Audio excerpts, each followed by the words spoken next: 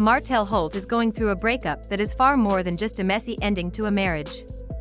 What we're witnessing has turned into a full-blown battle for control, a fight that goes way beyond custody agreements or the struggles of co-parenting.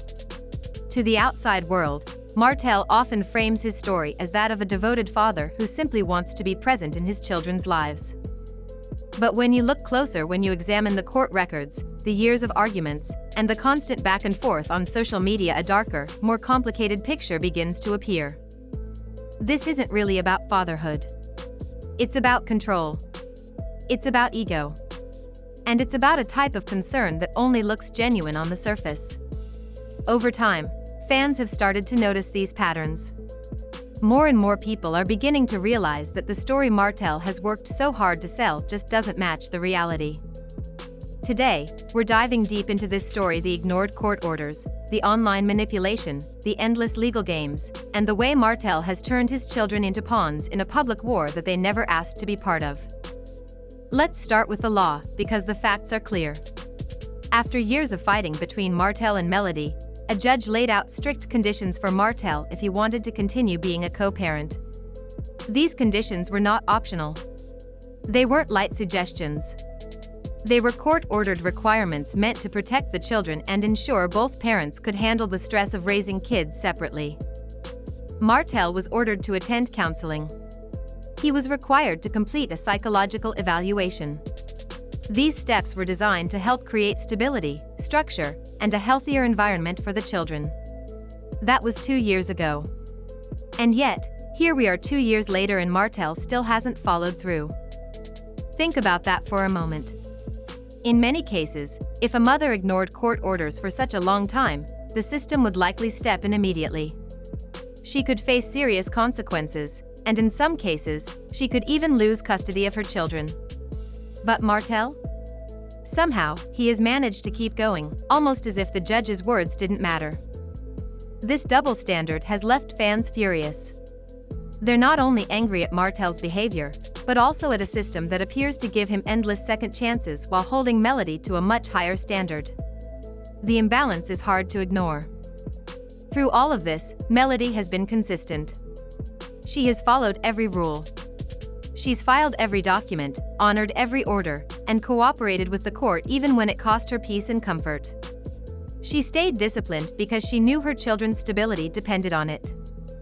But while Melody has been under a microscope, constantly judged and expected to be perfect, Martell has openly ignored the court's directions without facing the same consequences. He keeps doing what he wants, and people who followed this case can see it clearly. One parent is expected to carry the full weight of responsibility, while the other continues without accountability. This isn't just unfair. It's damaging. And people are asking the question, why does Martell keep getting away with it? The problems don't stop in the courtroom. In fact, some of the clearest signs of Martell's manipulation appear online. Every caption, every photo, and every carefully chosen Bible verse feels like part of a performance. One day, he posts about being a man of faith and family. The next, he slips in veiled messages and shady comments clearly aimed at Melody. It's a calculated act, a balance of playing victim and appearing strong. But fans are no longer buying it. When it comes to the children, the contradictions are even harder to ignore. Martell proudly shares photos of his son with Ariane Curry, the woman tied directly to his divorce. He posts them openly, without hesitation. Yet, when it comes to the children he shares with Melody, suddenly there are strict rules about privacy. This isn't about protecting the kids. To many, it looks like another way for Martell to control the narrative, deciding what people see, what they don't, and how the story gets told. If ignoring court orders wasn't enough, Martell's use of the legal system has only made things worse. He has already lost cases. He has even admitted, on camera, to sending things he shouldn't have. Yet instead of accepting the outcomes and moving forward, Martell continues to file appeal after appeal. And here's the key: this isn't about winning custody. It's about dragging the process out. Every new filing forces Melody back into courtrooms, into meetings with lawyers, into stacks of paperwork. It ties her energy to Martell whether she wants it or not. This is not about resolution. It's about control. It's about keeping Melody from moving on fully and forcing her to stay locked in the fight. Perhaps the saddest part of all is that the kids are old enough to see it. They can sense the stress. They can tell which household feels calm and which one feels chaotic. They're not too young to miss the tension. They hear the conversations, they feel the emotions, and they are learning lessons about love, trust, and family from what they're experiencing. And those lessons will stay with them for years. They won't remember every court date or social media post, but they will remember how it felt. They'll remember which parent gave them peace and which one used them as weapons in a personal war. While Martell creates chaos, Melody has been steady. She doesn't rant on social media. She doesn't respond to every jab. Instead, she pours her energy into building her businesses, growing her brand, and being a present mother every single day. This difference is chaos against her calm has shifted public opinion dramatically. People can see who is trying to heal and who is still angry.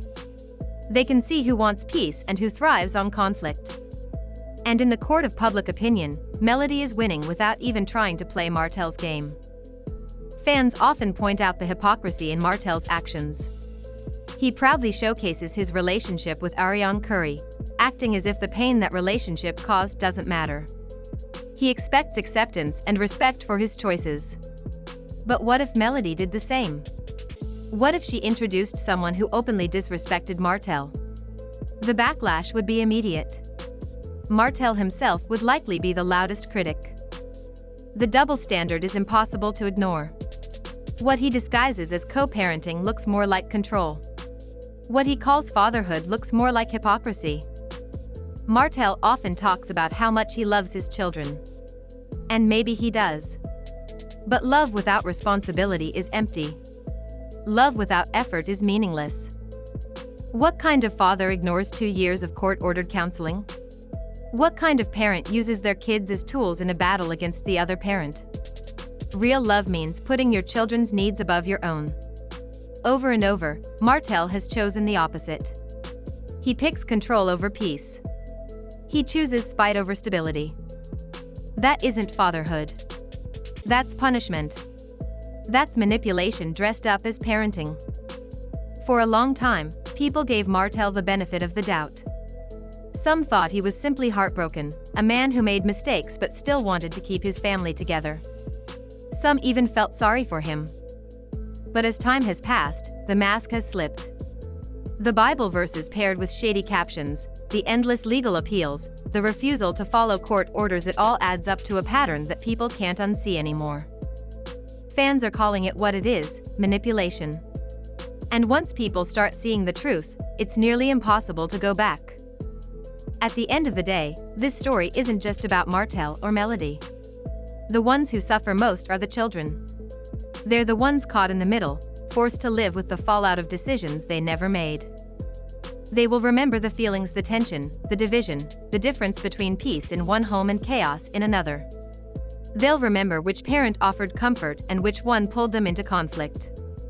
And those memories will shape how they view love, trust, and family for the rest of their lives. The tragedy is that it didn't have to be this way. Martell had choices. He could have followed the court's orders. He could have shown growth through counseling. He could have worked with Melody instead of against her. He could have put his children's needs first. But instead, he chose to fight. He chose control over peace. He chose to keep Melody tied to him through conflict instead of allowing her to move on. And if nothing changes, the cost won't just be court rulings or public opinion. The cost will be his relationship with his children. Because one day, the distance will grow. The silence will speak louder than words. And the lack of trust will leave wounds that no social media post or courtroom speech can fix. At its core, this isn't the story of a father fighting for his children. It's the story of a man trying to control a woman who has already walked away. Melody is not seeking revenge. She is seeking peace. She is trying to raise her children in stability, without constant chaos.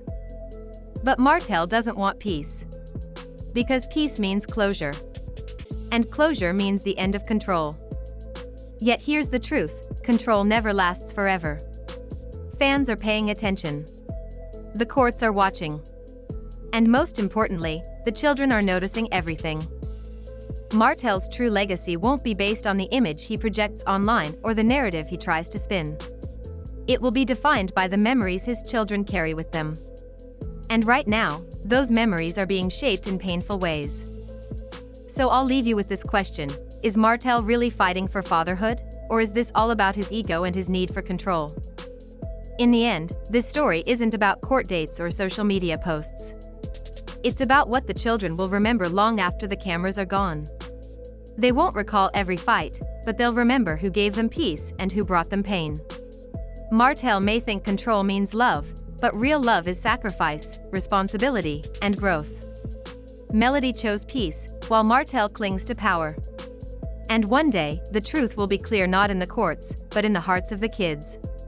What do you think? Is this love, or is it just control?